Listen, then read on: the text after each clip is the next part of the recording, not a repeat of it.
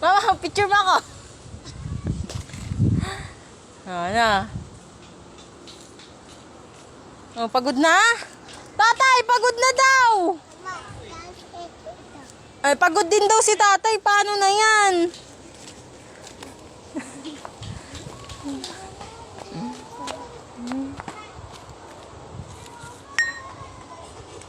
Dali na. Pala na.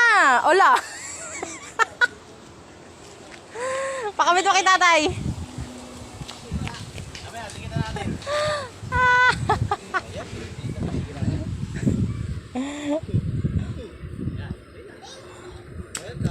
Punin mo yung timba, punin mo. Sige na. Puno-puno. Kaya mo muna. Yan.